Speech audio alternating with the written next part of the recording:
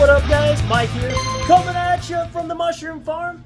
I got a great video for you guys today. So today we're going to talk about mushroom tinctures or extracts, and do I sell them? I had a subscriber ask me in the comment section below. They were like, hey Mike, do you sell mushroom tinctures or extracts from your farm? So we're going to cover all that today. Those of you who don't know, my name's Mike. I'm a mushroom farmer. I've been doing this 8 years full time.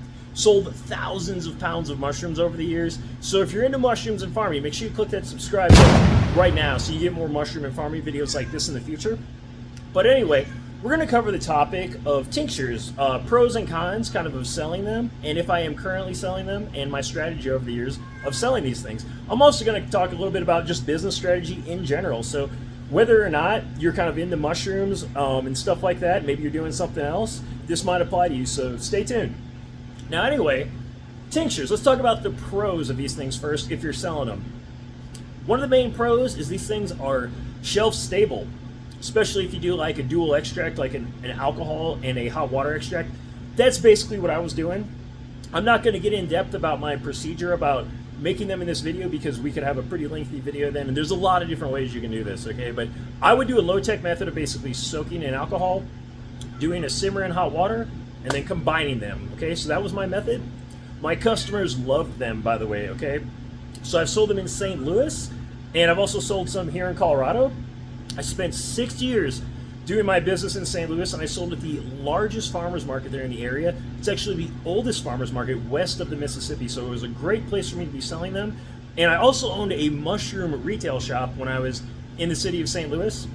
I ran that for 3 years before I moved out here to Colorado, and I just built my brand new farm, all right? So anyway, let me talk about me selling them in St. Louis first, then we'll talk about selling them here, and we'll just talk about some business strategy, all right? So basically, when I was selling them in St. Louis, like I said, I picked the largest farmer's market in the area, so there was a lot of people coming through there, high volume, over 7,000 people a day sometimes, okay? So a lot of people would go through that farmer's market, and I could sell quite a few tinctures, okay?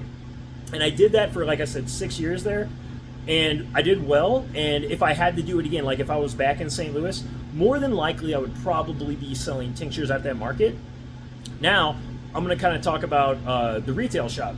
Having them at the retail shop was also a great idea, okay? Just because I will say my farmer's market, that farmer's market in St. Louis was so good, we could generate more revenue there per week than what we could at the retail shop, okay? So it was smarter for me business-wise to just do farmers markets. Actually, believe it or not, the retail shop was a mistake. It was just, it took up too much time, and it was just smarter for me to invest my time in farmers markets, okay? I was not currently doing YouTube then either. Like, the YouTube channel is only a year old. I just recently started this since I moved out here to Colorado. So anyway, let me just talk about me moving out here to Colorado now, okay? Because like I said, selling them in St. Louis was wise. Now here, I built this whole farm from scratch. I basically camped out in a shipping container.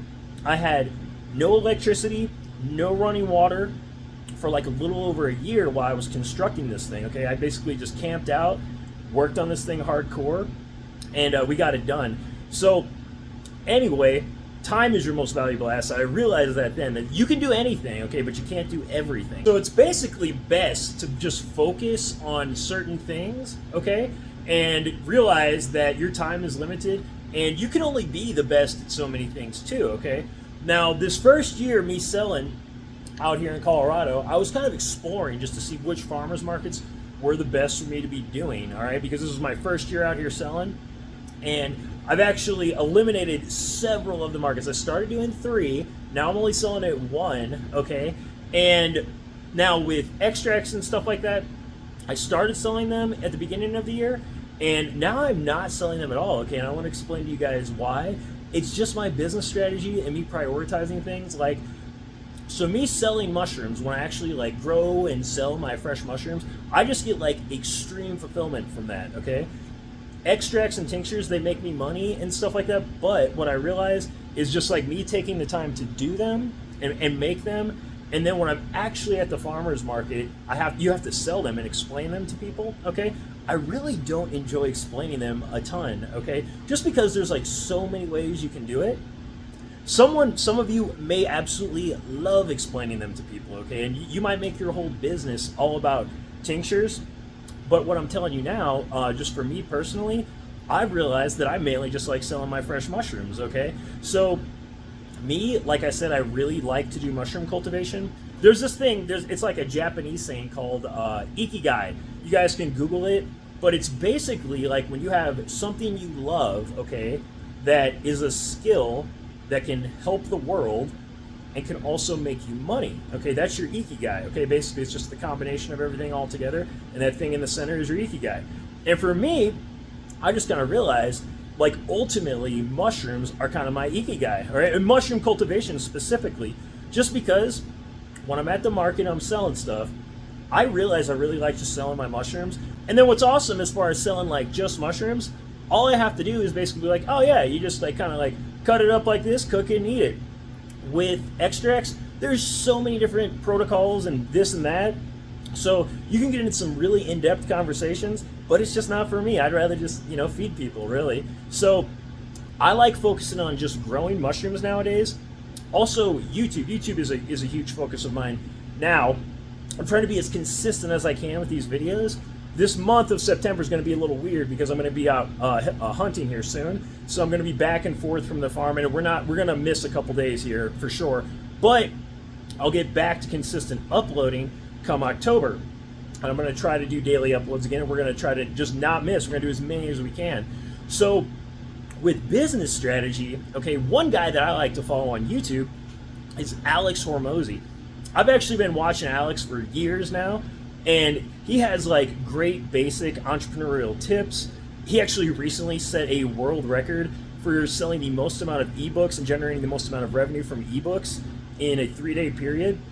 This dude sold $105 million of ebooks in 3 days. Just recently, he just did this. So anyway, one of his main things that he has said before was when you're starting a business, and basically I've had my business going for a while, but me moving out here, this is what I applied as one of his methods. It's basically one product, one avatar, one channel, okay? So you can hyper focus on these things and you'll truly succeed then, because if you spread yourself too thin, a lot of times you can't be the best. Like I said, you can only be the best at like so many things. You should only pick a couple things. So my one product is mushrooms, okay?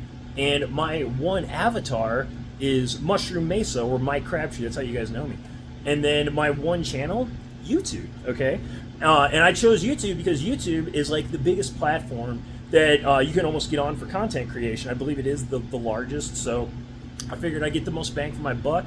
And I get a ton of fulfillment too from like having outreach and talking to all you guys and educating you guys. It's awesome when I hear that some of you guys are succeeding or you've learned a lot from me. Just the fact that you've learned something from me is great. And I'm like, you can learn something from everyone basically, okay?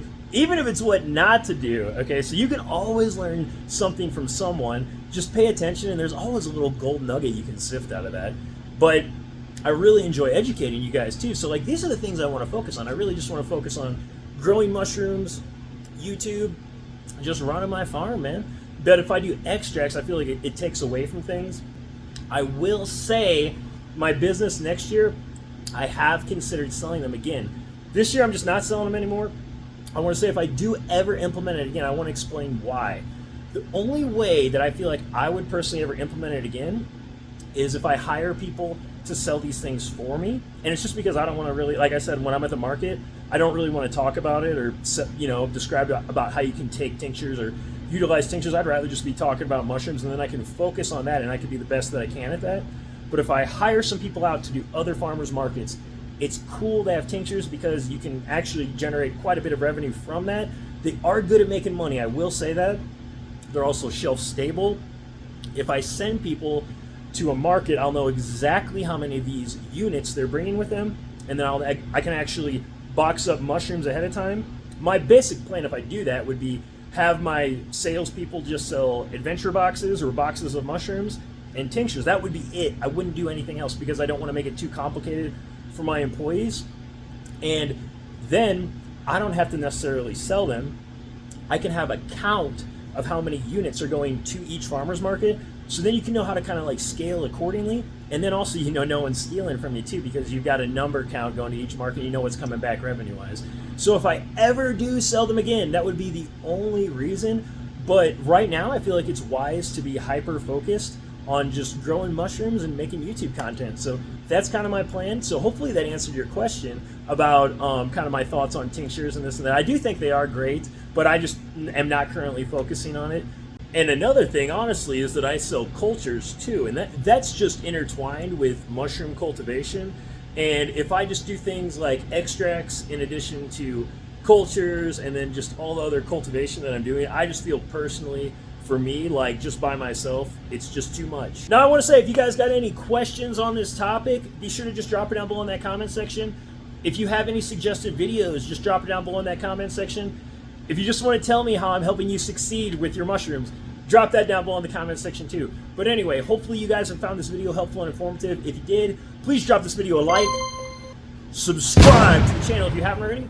But that's all I got for you on this one, and I'll catch you guys on the next one.